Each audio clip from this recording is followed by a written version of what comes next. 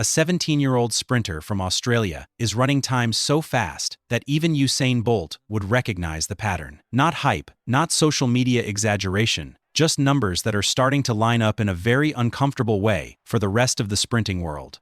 His name is Gout Gout, and right now, he is doing something very few teenagers in history have ever done, getting dangerously close to elite senior-level sprint times before even turning 18. Gout Gout first caught serious attention in 2024 when he ran 20.04 seconds in the 200 meters at the Australian All-Schools Championships. That performance wasn't just fast for his age, it broke a national record that had stood since 1968, originally set by Peter Norman, who ran 20.06 seconds at the Mexico City Olympics. That record had survived for over 56 years, across multiple generations of athletes, better training systems, and technological improvements. And then a teenager came in and broke it clean. Now here's where things need to stay realistic. Gout's official personal best in the 200 meters sits around 20.02 to 20.04 seconds, depending on conditions, and that places him among the fastest under 18 athletes ever recorded. For comparison, Usain Bolt at age 17 ran 19.93 seconds, which still puts Bolt slightly ahead at the same age. So no, Gout is not faster than Bolt was, but the gap is extremely small, less than 0.1 seconds, which in sprinting terms is significant, but still rare for a teenager to even approach. In the 100 meters, Gout has recorded legal times around 10.17 seconds, which again places him in elite junior territory. He has run faster times like 10.04 and even dipped under 10 seconds, but those performances were wind-assisted and do not count as official marks. That distinction matters. Wind assistance above plus 2.0 meters per second invalidates records, so while those runs show potential, they cannot be used as direct comparisons with official performances. What makes Gout stand out is not just the raw times, but how he runs them. His stride length, relaxation at top speed, and ability to maintain form late in races are characteristics that historically separate good sprinters from great ones. This is exactly what made Usain Bolt dominant during his peak years. Bolt wasn't just fast, he was efficient at high speed, and Gout is already showing early signs of that same efficiency. In 2024, Gout also competed at the World Under-20 Championships, where he ran 20.60 seconds in the 200-meter final, finishing second. That performance was important because it showed he could compete internationally, not just dominate locally. The difference between junior and senior competition is massive, and many young athletes struggle when they step onto the global stage. Gout didn't win, but he proved he belongs in that environment. Another key moment came when he raced in Europe at the Golden Spike meet in Ostrava, a competition that has historically featured top-level athletes. There, he ran approximately 20.02 seconds in the 200 meters, a legal time, confirming that his performances are not limited to favorable conditions in Australia. Interestingly, Bolt himself competed at this same meet early in his career, running 20.28 seconds back in 2006, which again puts Gout slightly ahead at that specific event comparison, though not overall at the same age. It's also important to understand progression. Sprinting development is not linear. Many athletes peak early and then plateau, while others develop more slowly and peak in their mid-20s. Usain Bolt, for example, did not reach his peak until around 21 to 23 years old, when he broke the world records and dominated the Olympics. Gout is still in a growth phase, both physically and technically, which means his current times are not his ceiling. Physically, Gout is around 1.83 meters tall, with a build that is still developing. Bolt, at his peak, stood at 1.95 meters, giving him an advantage in stride length. However, Gout's biomechanics are already efficient, and if he continues to grow and improve strength, his top-end speed could increase significantly. That's why coaches and analysts are paying attention, not because he is breaking world records now, but because of where his trajectory could lead. Another factor is competition. Today's sprinting field is deeper than ever. Athletes like Noah Lyles are running consistent sub-20-second races, and the standard to win global medals is extremely high.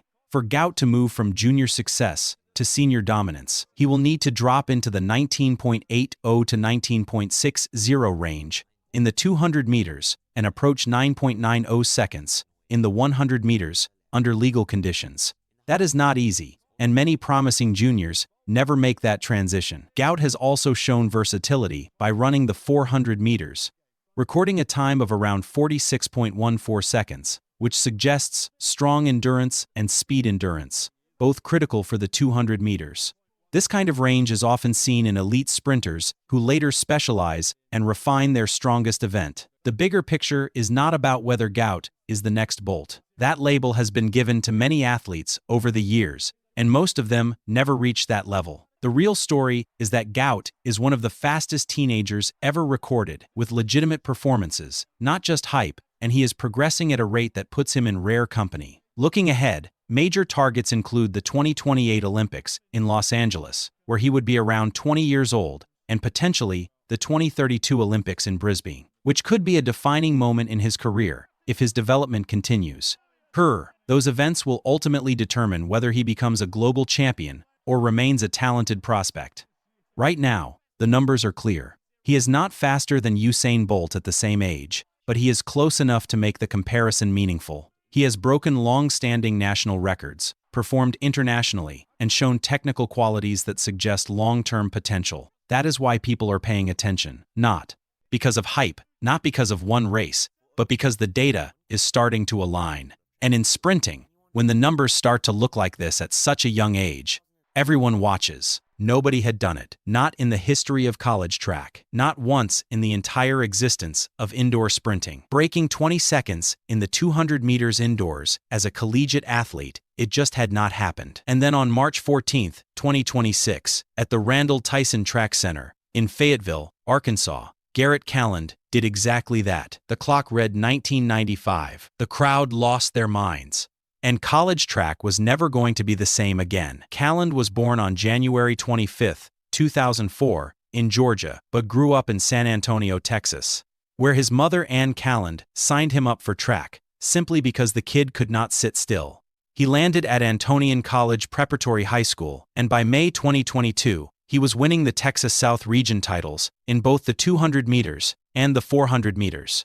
He set school records in the 100, 200, and 400. He anchored record-setting 4x100, 4x400 relay teams.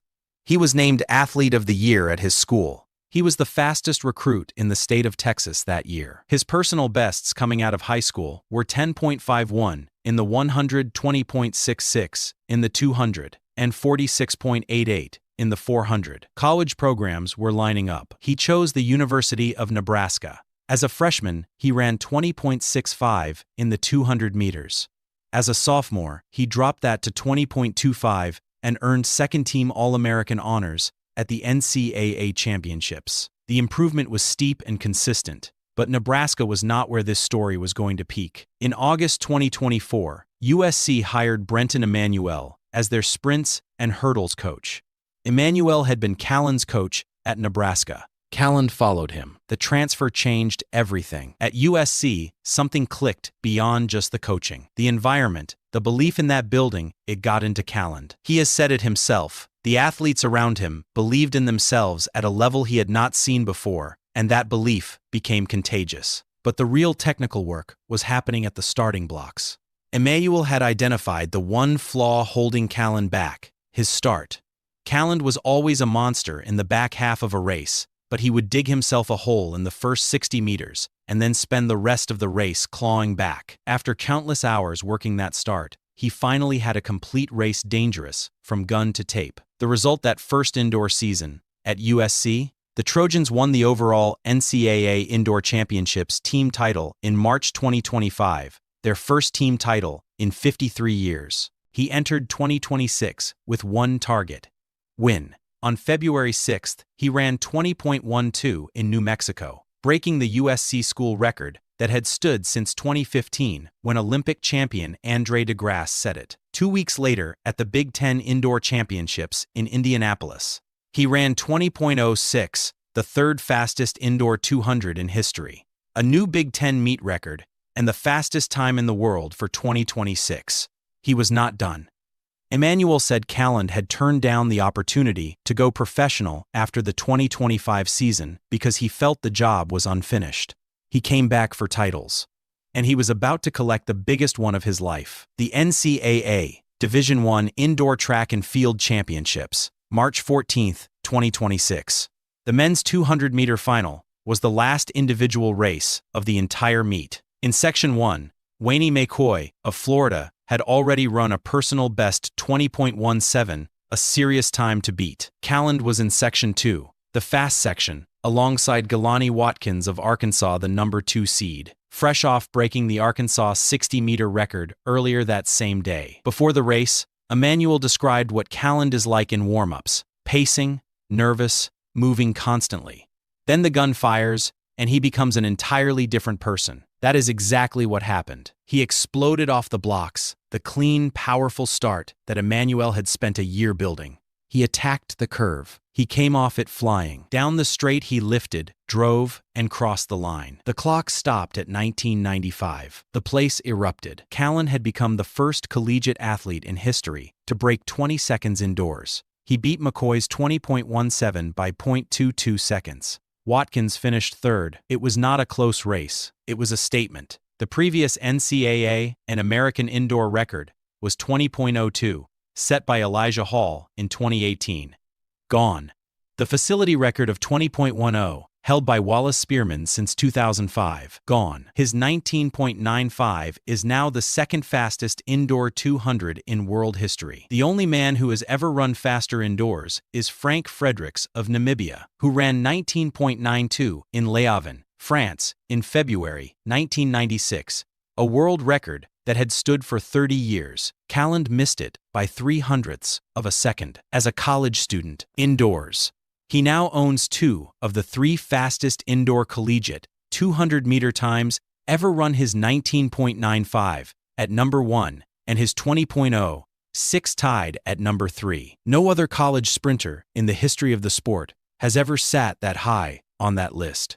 After crossing the line, Kaland said he woke up that morning convinced going under 20 was not possible. Then he stepped outside and changed his mind. "I said I don't care. I'm running it today." The outdoor season is next. His outdoor personal best already sits at 19.96. The world indoor record is 19.92. Garrett Kaland is 22 years old. The ceiling has not been found yet. Jordan Anthony just walked into the biggest indoor track meet in America, lined up next to the Olympic champion, beat him by 0.06 seconds, and then told him to find a new hobby. He is 21 years old. It is his first professional season, and he was completely calm the whole time. On March 1st, 2026, at the Ocean Breeze Athletic Complex in Staten Island, New York, the USATF Indoor Championships gave the sprint world a moment nobody saw coming. The men's 60-meter final had 3 serious names on the start list. Trayvon Bromell, a former 2016 World Indoor Champion and one of the most dangerous starters in the history of the event. Noah Lyles, the reigning Olympic 100-meter gold medalist, 4-time 200-meter world champion, and the undisputed face of American track and field. And then there was Anthony, a rookie, a kid from Tylertown, Mississippi, who grew up dreaming about the Heisman Trophy, not a national sprint title. When the gun fired, Anthony exploded out of the blocks, hit the 30-meter mark in control, and never looked back. He crossed the line in 6.45 seconds. Bromell finished second in 6:47. Lyles, the man who owns 8 world titles and an Olympic gold medal, finished third in 6:51. The rookie beat the king, and the sport has not been the same since. To understand how big this is, you have to understand who Noah Lyles actually is. This is not just a fast guy. Lyles won the 100-meter gold at the 2024 Paris Olympics, ending a long drought for American sprinting. He holds the American record in the 200 meters at 19.31 seconds, set at the 2022 World Athletics Championships. He has been the loudest, most dominant, most entertaining sprinter on the planet for years. He created the championship belt celebration. He built a brand. He is a cultural icon in a sport that rarely produces them. And before this race, Lyles had not even competed at the USATF Indoor Championships in over 9 years. His last appearance was back in 2018 in Albuquerque, New Mexico, where he finished 9th. So when he showed up in 2026, he came with a message. He told reporters that anyone who thought he was letting that belt go somewhere else simply did not know Noah Lyles. He said he was going all out from the very start of the season. He was not scared of anyone. That is the man Jordan Anthony just beat. Now here is what makes Anthony's story different from every other rising star narrative you have heard. He was not even supposed to be a sprinter. He was a wide receiver. He played football at 3 different colleges: University of Kentucky, Texas A&M, and finally University of Arkansas. He had 8 catches, 111 yards, and a touchdown at Arkansas. Real football, real games. He once said that if you told him years ago he would be a professional sprinter, he would have laughed in your face. He kept grinding in both sports until track completely took over. And when it did, that football mentality came with it. The explosiveness, the composure under pressure, the ability to perform in crucial moments. Those are not track skills, those are football skills. And they translate perfectly into the 60 meters, a race that is decided entirely in the first half by reaction time, drive phase, and raw acceleration. His 2025 college season was a warning that most people ignored. He won the NCAA indoor title in the 60 meters. Then he went outdoors and won the NCAA title in the 100 meters. He became the first sprinter since 2017 to pull off that double in the same season. He swept the 100 at the SEC championships, running 9.95 and 19.93. He won the Bowerman Award, the most prestigious honor in college track. During his speech, he said, "A football player winning the Bowerman. That's crazy." Then he signed with Adidas, turned professional, and moved to Florida to train under coach Lance Brahman alongside Noah Lyles himself. Every single day, these two are in the same facility, competing against each other in practice. That detail matters more than people realize. But 2026 did not start perfectly for Anthony. On February 1st, he raced at the Millrose Games and finished 3rd. People immediately started saying he had already lost his edge, that he had fallen off before he even got started. His response was not to argue. He used it as fuel. 2 weeks later, on February 13th, at the Tyson Invitational in Fayetteville, Arkansas, he ran 6.43 seconds. That time made him the fastest man in the world in the 60 meters for 2026 and ranked him as the 10th fastest sprinter ever recorded at the distance. He went from being counted out to being the world leader in 14 days. Then he went to Staten Island and won the national title. After the race, Lyles handed Anthony the championship belt personally. The symbolism was obvious. Then Anthony spoke to NBC Sports and did not hold back. He said, "I looked to my right and my left, and I was like, I don't hear Noah. I don't see Trayvon. Gigi's in the chat. New generation is taking over. Today was the day I had to give them their eviction notice." And when asked about training alongside Lyles, he kept it honest. "I enjoy training with Noah. Of course we're going to talk smack. The sport is soft if we don't. I'm bringing football mentality. He's just bringing old age right now." He called the Olympic champion old on national television. At 21 years old, ice cold, Anthony now heads to Torun, Poland for the 2026 World Indoor Championships from March 20th to March 22nd, entering as the world leader in the 60 meters. Kashane Thompson of Jamaica, the Olympic 100-meter silver medalist,